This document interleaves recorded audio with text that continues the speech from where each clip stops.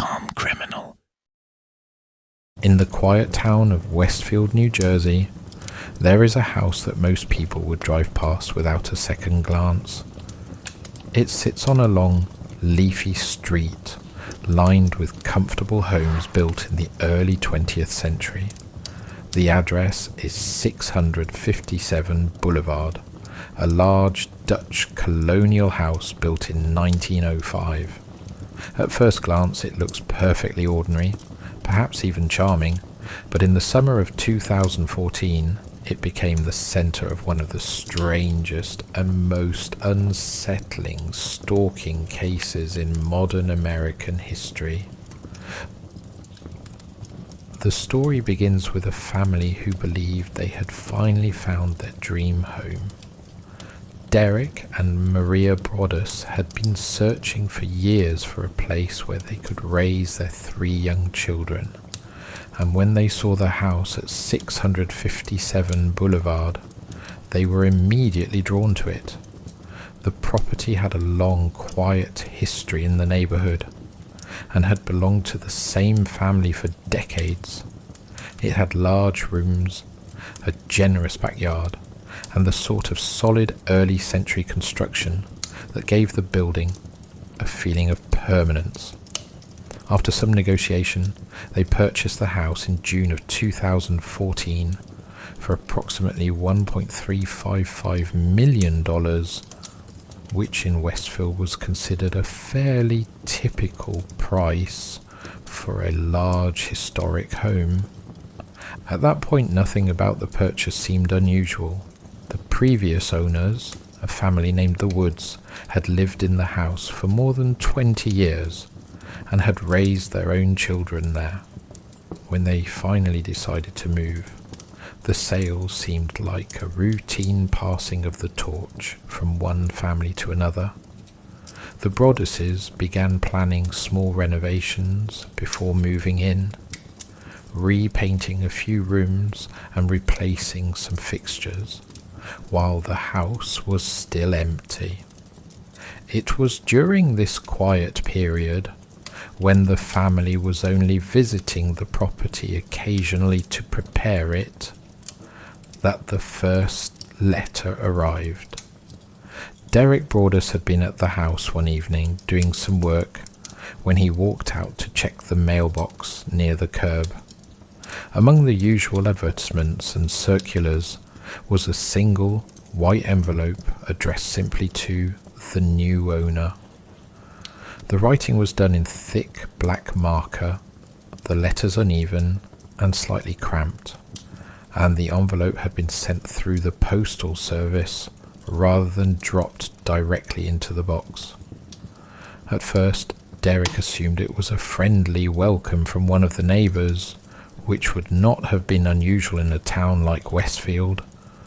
But the moment he opened the letter, he realised that whatever this was, it was not a welcome note. The message began politely enough, almost old-fashioned in tone, as if written by someone who enjoyed formality. The first line read, "Dearest new neighbour at 657 Boulevard, allow me to welcome you to the neighbourhood." The writer went on to mention that the house was approaching its 110th birthday, which was a strangely specific detail to include in a casual greeting. Then the letter took a turn that made Derek pause where he stood beneath the porch light. "My grandfather watched the house since 1920s, the letter said, "and my father watched in the 1960s. It is now my time." The sentence hung there in an unsettling way, as though the writer were describing a family duty rather than a hobby or a joke. The letter continued with a tone that suggested the house itself had been under observation for decades, as though it were some kind of object of interest passed from one generation to the next.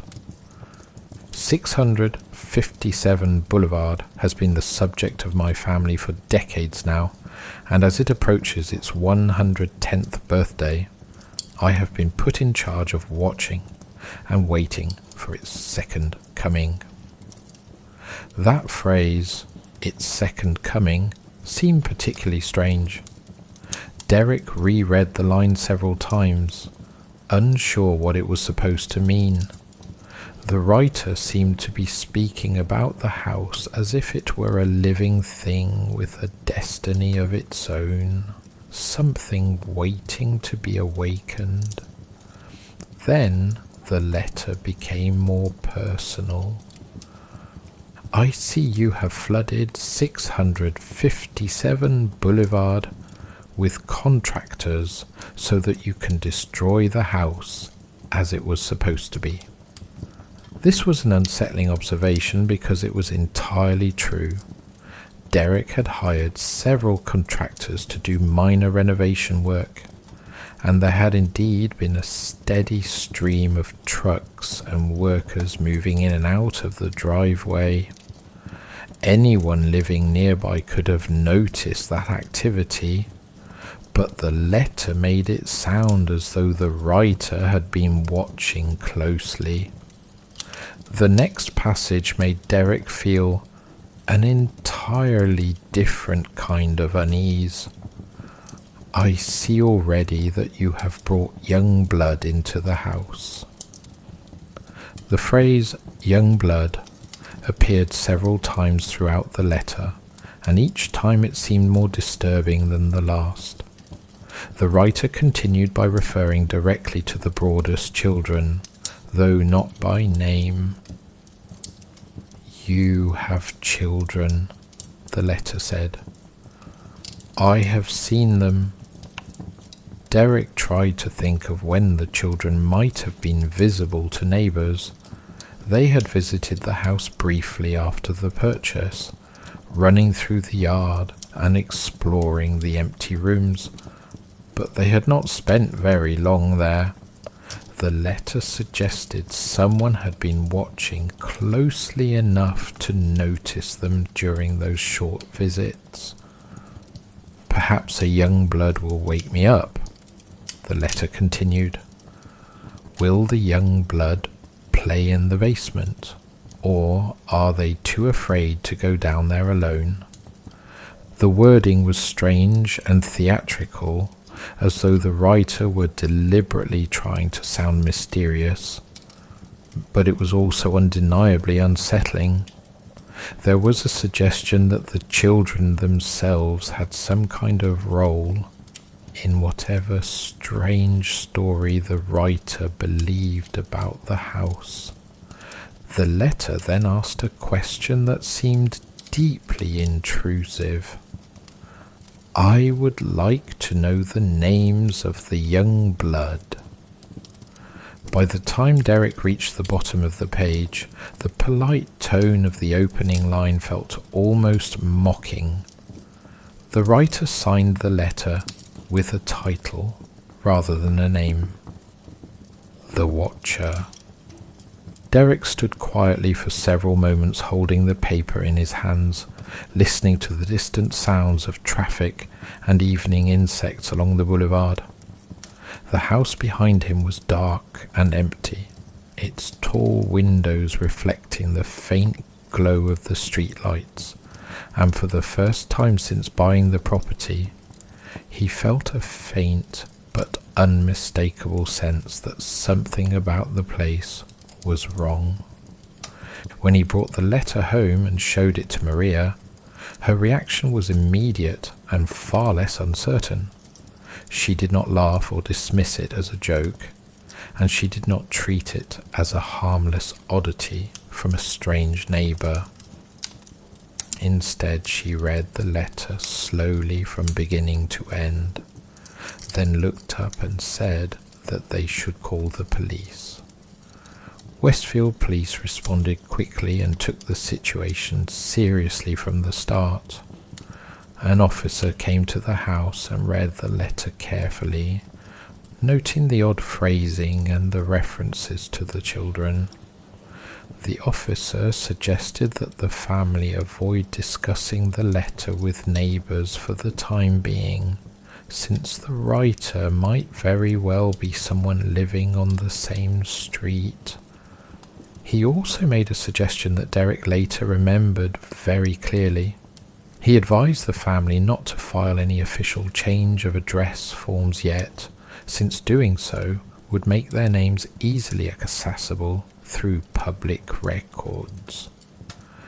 If the person writing the letters was watching the house, the officer reasoned, there was no need to give them additional information.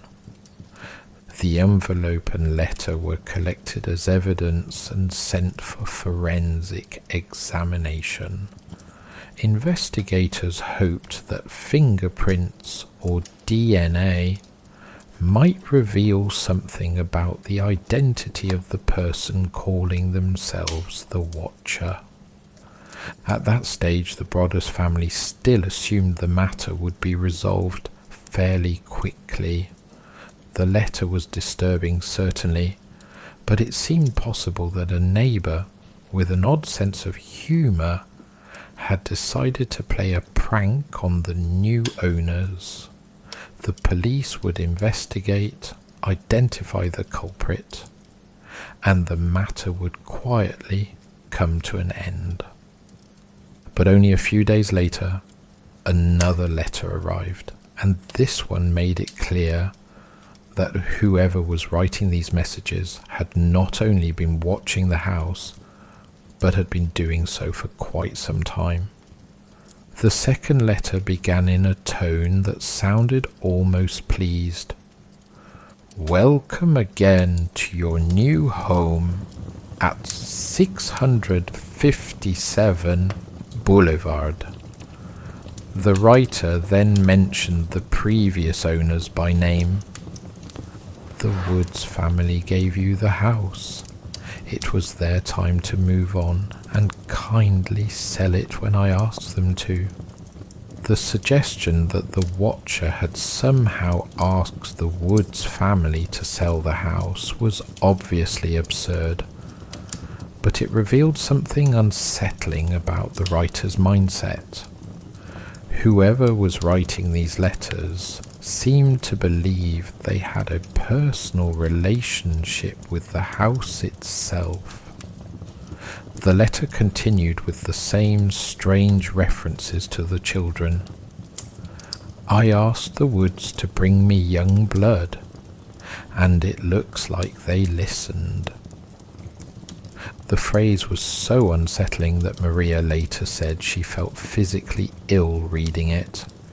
It sounded less like a joke and more like someone speaking in the language of a private obsession. The letter then made a statement that alarmed the family even more. "I am pleased to know your names now, and the name of the young blood you have brought to me." This was deeply disturbing because the Broaddus family had never introduced themselves to the neighbours and had never publicly shared the names of their children in connection with the house. Somehow the writer had learned those names anyway. The letter closed with another unsettling question.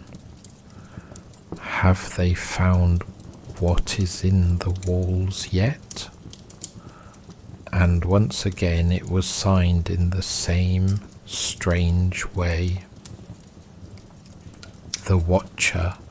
By the time the second letter was finished, the situation had transformed from a strange curiosity into something far more serious, and the Broaddus family began to realize that whoever was writing these letters might truly be watching the house, and the very disturbing final letter that suggested the Watcher might be inside the neighborhood, or even inside the house's history itself. After the second letter arrived, the situation began to change in a subtle but unmistakable way. What had first seemed like an odd and possibly isolated message now looked more like the beginning of a pattern, and the Broadus family found themselves looking at the house on Boulevard with a kind of cautious suspicion. The property itself had not changed. The porch still faced the quiet street. The trees still shaded the lawn, and the neighbourhood remained as peaceful as ever. But the letters had introduced a new presence into the story. An unseen observer who seemed to know far more than any stranger reasonably should. The police investigation continued, though progress was slow and uncertain.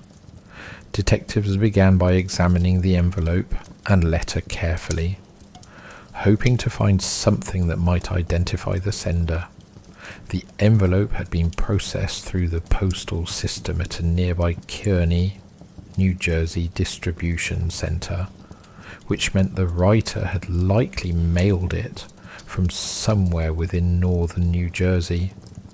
The handwriting on the envelope was analyzed, but nothing about it was distinctive enough to lead investigators toward a particular suspect. Forensic technicians attempted to recover DNA from the envelope flap, which had been sealed with saliva. They were able to extract a partial profile, and the results suggested that the DNA likely belonged to a female, or at least someone with female chromosomes. That detail immediately complicated the investigation, because the earliest suspicion among police had been that the letters were written by a strange or obsessive man living nearby. Now the possibility existed that the sender might be a woman, or at the very least that someone else had sealed the envelopes for the writer. Police began interviewing neighbours along Boulevard and the surrounding streets. Many residents were shocked by the story and insisted they had never experienced anything similar in the neighbourhood. Westfield had long been known as a quiet commuter town, a place where people moved specifically to escape the anxieties of city life. The idea that someone might be stalking a house and writing cryptic letters about children and blood seemed deeply out of place. But there were still a few individuals who attracted particular attention. Directly next door to 657 Boulevard lived a family named Langford, who had occupied their house for many years. One of the adult sons, Michael Langford, was in his 40s and had lived in the home most of his life. Neighbours sometimes described him as a quiet and somewhat eccentric man who rarely worked and spent much of his time indoors. When police learned about the strange letters, they briefly considered the possibility that Langford might be responsible. Detectives interviewed him and obtained handwriting samples. They also searched the Langford home with permission from the family. Nothing was found that connected him to the letters, and the handwriting did not match the envelopes. With no physical evidence linking him to the crime, the suspicion faded, though some neighbours continued to wonder privately whether someone living very close to the house might still be involved. Meanwhile, the Broadus family continued to receive letters. One arrived not long after workers had replaced some of the lighting fixtures inside the house and updated parts of the kitchen. The letter seemed aware that changes were being made to the interior. "I see that you have changed the house," the watcher wrote. "Why?" The tone of the message suggested something like disapproval, as though the renovations were a violation of the building's history. 657 Boulevard was crying from all the pain it is going through. The writer described the house in almost human terms, as if it could experience suffering when walls were opened or fixtures replaced. It was an oddly sentimental perspective for someone who was simultaneously sending threatening letters about the children living there. The message then returned once again to the subject of the Broadus children. "You have brought young blood to the house," the Watcher wrote. "Once I know their names, I will call to them and draw them to me."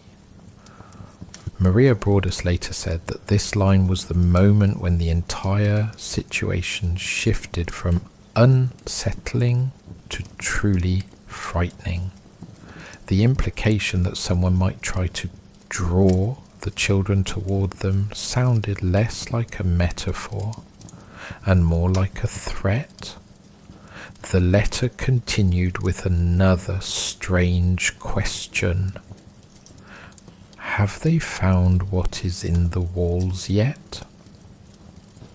The phrase had appeared in earlier letters as well, and investigators struggled to determine what the writer might mean.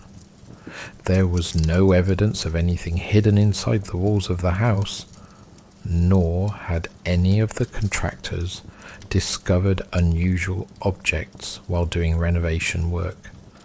The sentence seemed designed purely to provoke fear, suggesting that the house contained some secret waiting to be discovered. Another line was perhaps the most unsettling of all. "I pass by many times a day. 657 Boulevard is my job, my life, my obsession."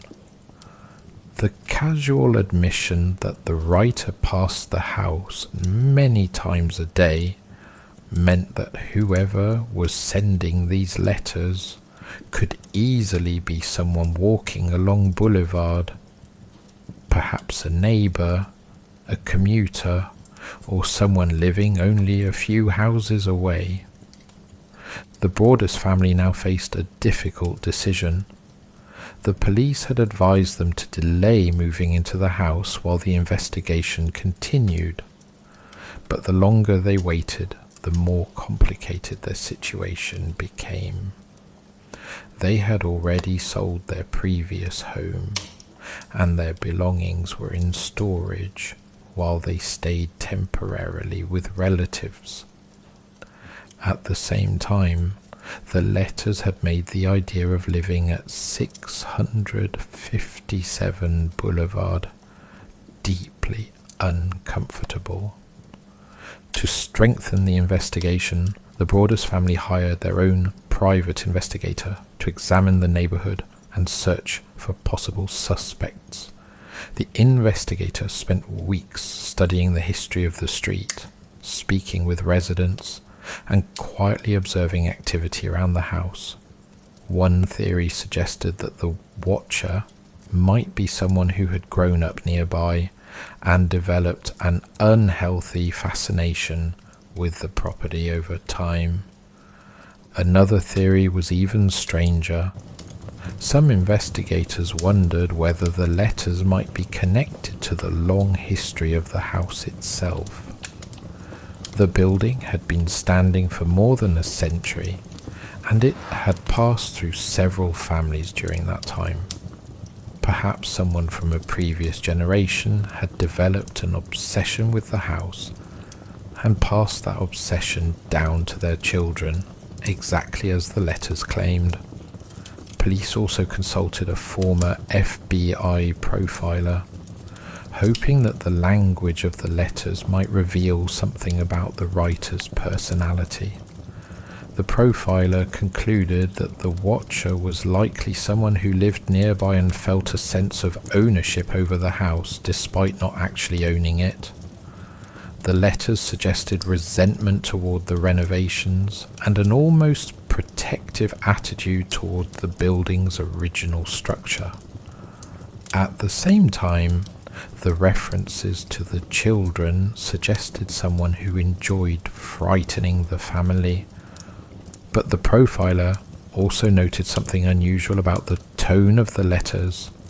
They were not written with the chaotic anger typical of many stalkers or threatening individuals. Instead, the language was oddly theatrical, almost as if the writer were deliberately constructing a strange mythology around the house. And then another letter arrived. This one began with an unsettling greeting.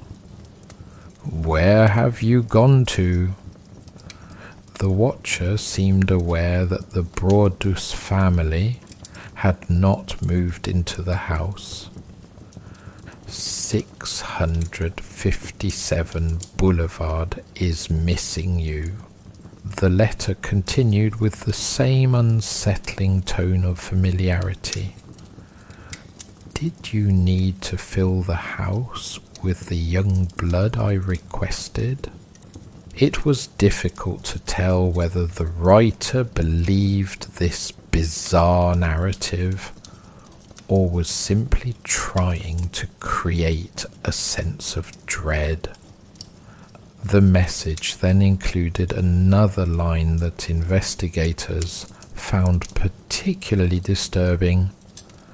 "I will find out." The simplicity of that statement made it feel more threatening than any of the elaborate phrases that had come before it. The letter closed with a final remark. "All the windows and doors in 657 Boulevard allow me to watch you and track you as you move through the house." At that moment, the Brodus family realized that whoever was writing these letters might truly believe they were watching the house constantly, whether from a nearby property or from somewhere along the street. And with that realization came an even more troubling possibility. If the watcher was telling the truth, then the person responsible might not be some distant stranger or random prankster. The watcher might be someone living very close to the house, perhaps even someone they had already met. By the time the third letter arrived, the house at 657 Boulevard had begun to feel less like a new home and more like the center of an invisible siege. The Brodus family had still not moved in, and every trip to the property felt tense and uncertain. The windows were dark most nights, the driveway empty, yet the presence of the watcher hung over the house like a silent neighbor whose eyes could not quite be located. The new letter opened with a tone that sounded almost mocking, as though the writer were amused by the family's hesitation. "Where have you gone to?" the watcher asked.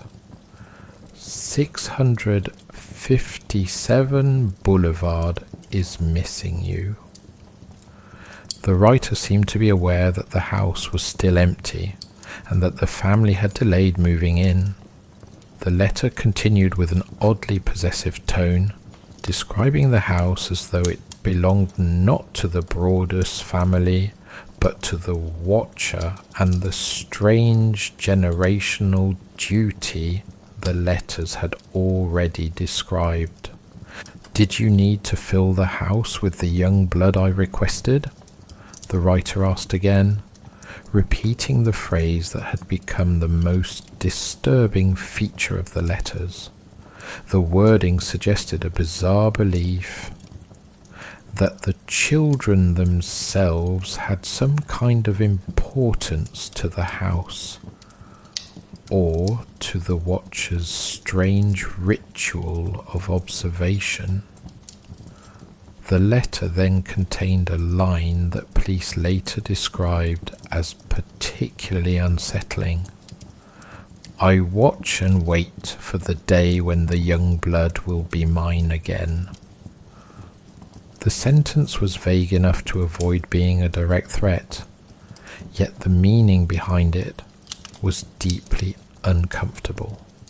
Maria Broadus later said that this was the moment when she became certain that her children would never live in the house.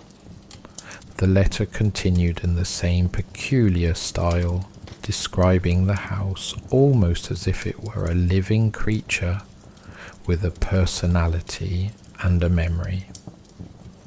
657 Boulevard has been the subject of my family for decades now, the Watcher wrote again, repeating a line from the earlier messages. It has watched many families grow, and it longs for young blood. Investigators studying the letters noticed that the writer seemed almost obsessed with the passage of time and generations.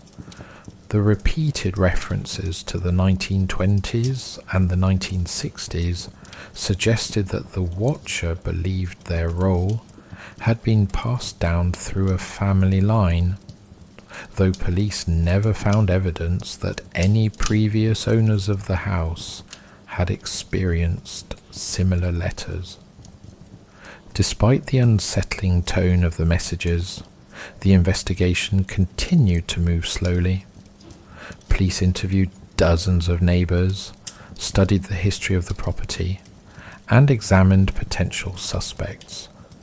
But each lead seemed to fade into uncertainty. The Langford family next door remained a topic of speculation among investigators and journalists, but without physical evidence connecting them to the letters, the suspicion could not be taken any further. Meanwhile, the Broadus family hired additional help in their attempt to understand the situation. A second private investigator began studying the neighbourhood in greater detail, examining property records and historical documents to determine whether anyone had shown unusual interest in the house over the years. The investigator even spent nights quietly watching the street, hoping to catch someone lingering near the mailbox or approaching the property in an unusual way. Nothing suspicious appeared. The quiet, suburban street continued to look exactly as it always had, with neighbours walking dogs, children riding bicycles, and commuters leaving early each morning for the train station. If the Watcher truly lived somewhere nearby, they blended into the normal rhythm of the neighbourhood perfectly. At one point, the Broadus family considered a drastic solution. They explored the possibility of demolishing the house entirely and building a new home on the property. If the Watcher's obsession was truly focused on the old building itself, destroying it might bring the entire situation to an end. Plans were drawn up that would have replaced the century-old structure with two smaller modern homes on the same lot. But the proposal immediately caused conflict with the neighbours. Westfield had strict zoning regulations, and several nearby residents objected strongly to the idea of dividing the property into two houses. Public meetings were held, and the proposal was eventually rejected by the town's zoning board. The Broadus family was left with the unsettling reality that the house would remain exactly as it was, the same building that had apparently attracted the Watcher's attention in the first place. Over time, the financial pressure on the family began to grow. They were paying a mortgage on a house they could not bring themselves to live in, and the reputation of the property was spreading through the town and beyond. journalists had begun reporting on the story, and the strange letters had become the subject of national curiosity. Some observers began to wonder whether the letters themselves might somehow be connected to the Broadus family. A small number of skeptics suggested that the entire situation might have been exaggerated or even staged in order to escape the purchase of the house after buyer's remorse. Investigators examined this theory carefully, but the police ultimately found no evidence that the family had written the letters themselves. In fact, the DNA recovered from the envelope seals appeared to come from someone outside the Broadus household, which strongly suggested that the Watcher truly was another person. Still, the uncertainty remained. As the months passed, the Broadus family attempted to rent the house to tenants in order to reduce the financial burden. For a time the plan seemed to work, but the uneasy reputation of the property continued to follow it.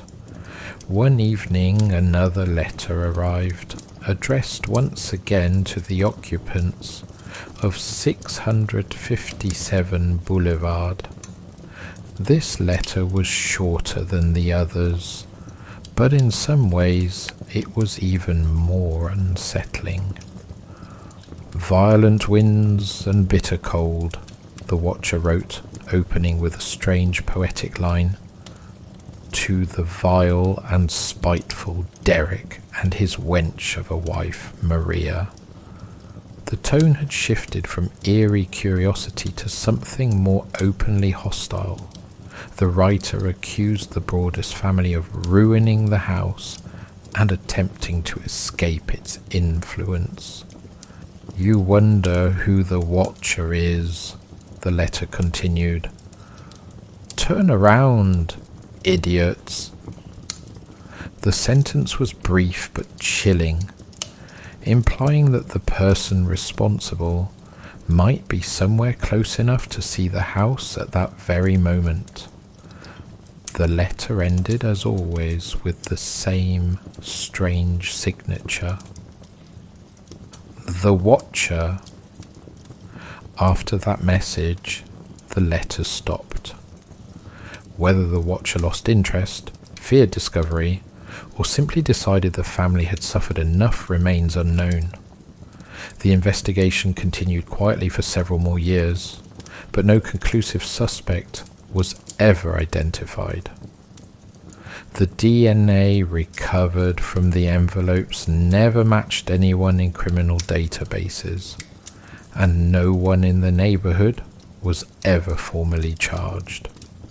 Eventually, the Broadus family made the difficult decision to sell the house.